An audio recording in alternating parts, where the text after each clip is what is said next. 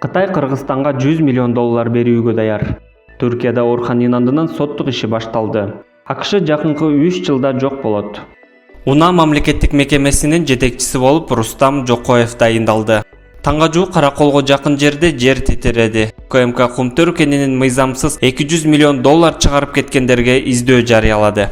Өлкө башчы Садыр Жапаров 16 сентябрда Кытай Эл Республикасынын тышкы иштер министри Вани менен жолугушту. Президенттин маалымат кызматы билдиргендей, тараптар Душанбеде өтүп жаткан ЖККУнун жамааттык коопсуздук кеңешинин саммити менен ШКУ башчыларынын отурумунун алкагында баарлашкан. Жолугушууда коопсуздук жана коргоо, соода-экономикалык кызматташтык, инвестиция тартуу жана башка тармактарда Кыргызстан менен Кытайдын достук жана ынак коңшулаштык мамилелерин ар тараптуу өнүктүрүү маселелери боюнча пикир алышуу болду. Кытай өкмөтү Кыргызстандын социалдык экономикалык өнүгүүсүн колдоо иретинде 650 миллион юан менен коронавирустук инфекцияга каршы кытайлык вакцинанын 1 миллион дозасын берүүгө даяр экендигин билдирди. Жапаров Кыргызстан Кытайды негизги соода инвестициялык өнөктөштөрдүн бири катары карай турганын жана биргелешкен инвестициялык долбоорлорду ишке ашырууга кызыктар экенин айткан.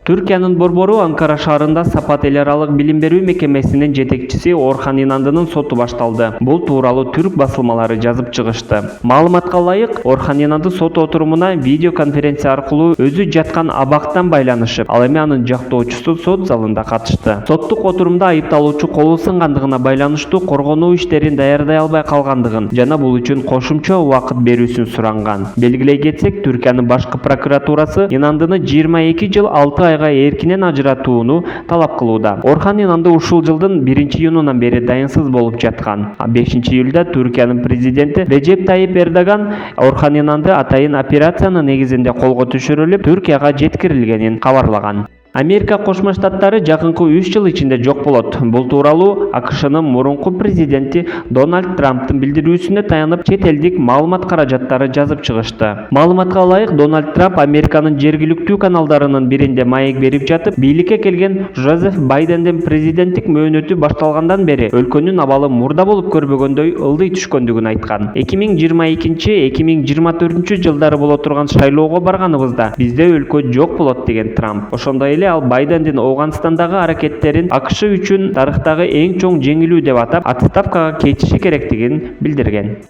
Санарип өнүктүрүү министрлигине караштуу УНА мамлекеттик мекемесинин жетекчиси болуп Рустам Жокоев дайындалды. Тийиштүү буйрукка министрлер кабинетинин төрагасы Улукбек Марипов кол койду. 34 жаштагы Жокоев буга чейин УНА мекемесинде адис, кийин жетекчинин орун басары болуп эмгектенген. 2020-2021 жылдарда президенттин иш башкармалыгынын алдындагы мамлекеттик аларча паркы мекемесинин директору болуп турган. Буга чейинки жетекчи Турусбек Түмөнбаев ушул аптада чуулуу иштен кийин ээлеген кызматына бошотулган. 26 августта президент Садыр Жапаровдун тапшырмасына ылайык УНА мамлекеттик мекемесинин иши текшериле баштаган. Министрлер кабинетинин төрагасы Улукбек Марипов эл аралык стандарттагы транспорт каражаттарын каттоо күбөлүктөрүнүн бланкаларын даярдоо тендерде 2 эсе кымбат бааланып калганын билдирген.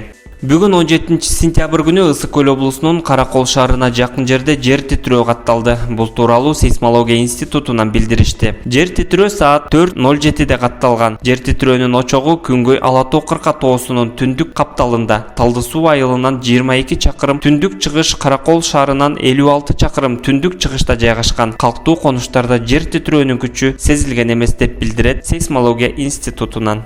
Улуттук коопсуздук боюнча мамлекеттик комитети бүгүн 17 сентябрда канадалык Центара компаниясы жана Кумтөр Голд компания ишканасынын мурдагы жетекчилерине издөө жарыялаганын кабарлады. Атайын кызмат тараткан маалыматта айтылгандай, Кумтөр кенин иштетүү боюнча жүрүп жаткан тергөөдө канадалык Центара компаниясынын жогорку жетекчилигинин жана Кумтөр кенин иштеткен Кумтөр Голд компания ишканасынын жетекчилери коррупцияга тиешеси бар экени аныкталган. Алар 2013 жылдын декабрында 200 миллион долларды чет компаниянын эсебине мыйзамсыз которгону боюнча далилдер алынган. Бул фактылар боюнча Центаранын мурдагы жетекчиси Ян Аткинсон, Кумтөр Голд компания ишканасынын президенти Майкл Фишер, башкармалык кеңешинин төрагасы Андрей Сазанов, Кумтөр Оперейтинг компания ишканасынын вице-президенти Джон Сьютерге сыртынан кылмыш иш козголуп, издөө жарыяланды. Кумтөр иши боюнча буга чейин бир катар аткаминерлер сурак берип, айрымдары камалган.